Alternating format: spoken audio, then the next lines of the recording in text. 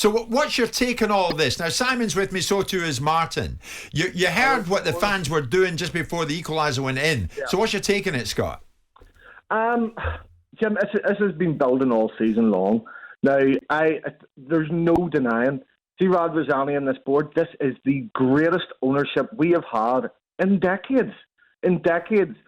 But all that good work that they have put in, it's been undone this season. They've made a couple of really ill-timed decisions, hard decisions, but they were ill-timed and they should have been done sooner. I think the one that really split a lot of our fan base was sacking Bielsa when they did, and how it was done.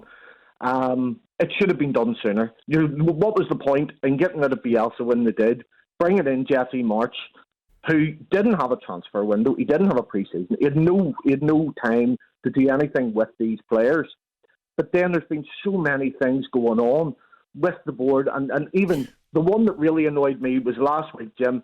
2 days after we go into the bottom three, they announced the renewal of club memberships, which is apparently the most expensive in the Premier League. And it's done a lot of us no good because there's no cap on the amount of memberships anymore. There was no waiting list. And it was just a case of, well, you're a membership, you're paying for it, but you can't get a ticket. Scott, I must admit, we like you, and we like the way you made your points. I'm going to put Simon on to you. I mean, I saw you nodding there to what Scott was saying. I think he's got fair observations. They're fair observations. They do he does in this instance bear in mind what was achieved, and he is right to look at it in the real time because you can't trade on your past forever. It does give you some currency, and he's right. If you were going to, Bielsa was going in a direction for some time, and I spent time talking to some very balanced Leeds fans and influential ones that actually owned football clubs in their own right, but still support Leeds, i.e. they own different clubs. And their view that Bielsa was a dead man walking. He was done. He was done mentally, and so he needed to be changed. And of course, it's right that the Leeds fans look at it. Would we have had an American manager in there if there wasn't American influence in the boardroom? I.e. the potential purchasers of the football club when Radrizzani wants to get out, which I believe he does, will take over. So they're absolutely right. But to do it in a manner when you're trying to stay in the division, these recriminations are available to you at the end of the season.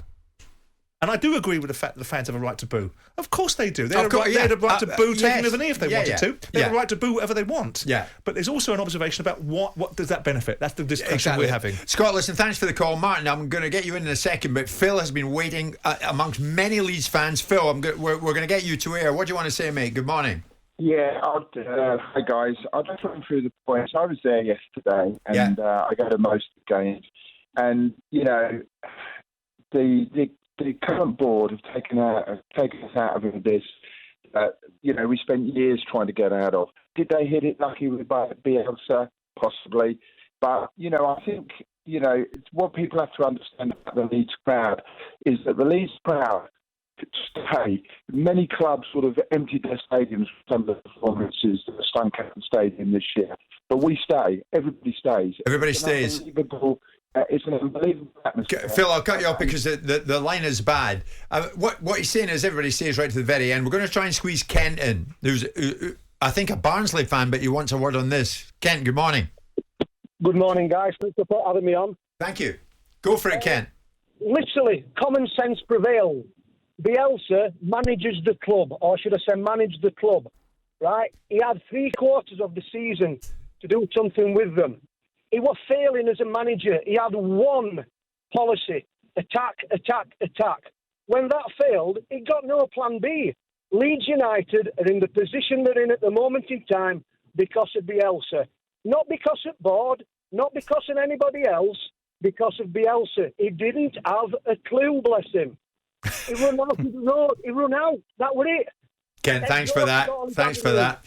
So I mean, there you go. We got a bunch of Leeds fans who are singing Bielsa's name. Kent saying Bielsa himself has dragged them into the position in which they find themselves. Well, I mean, it's true to a certain extent what he's saying.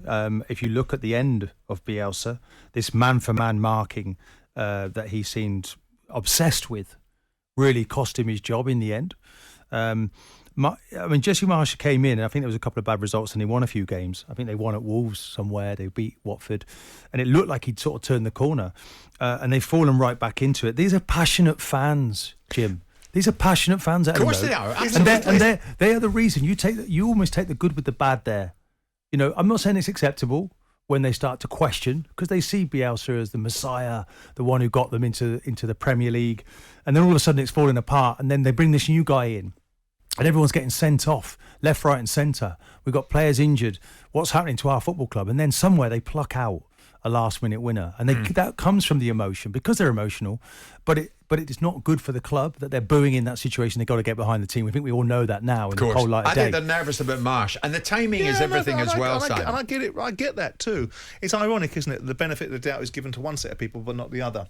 Bielsa's put up there and given the benefit of the doubt. Bielsa should have been given the benefit of the doubt. Bielsa should have given more time. Bielsa should be supported. Chairman, well, no, out you go. And this is not me with an owner's hat on, because I think there are double standards across the board. But you can't have one set of standards for one set of people and another set of standards for another. You're either all in it, you'll make the case, we're all in it, or we're not all in it. Okay, well then Bielsa must be in the cart as well. Because the bottom line is the reasons why they're in the bottom half of the table is not necessarily because of the owners, it's because of the inability to manage the team. And whose job is that? But the manager doesn't manage the club, he manages the team. Right? He manages the team. Yeah. There's a vast difference. Yeah. The first Leeds fan said, no, don't think we'll get out of it. Do you think Leeds will get out of it? They can't defend, so I'm worried for them. I think Brentford got a free hit against them. I think Tony and the other boy will run right against them. And I'm sadly thinking that Leeds might be the one that drops. Leeds survive or not survive, no, Martin? I don't see them surviving. Oof. Dear me. Sorry, Leeds fans. It's 11 o'clock. Jim White and Simon Jordan. Monday to Friday mornings from 10 on AM, on DAB, via the talkSPORT app and on your smart speaker. talkSPORT.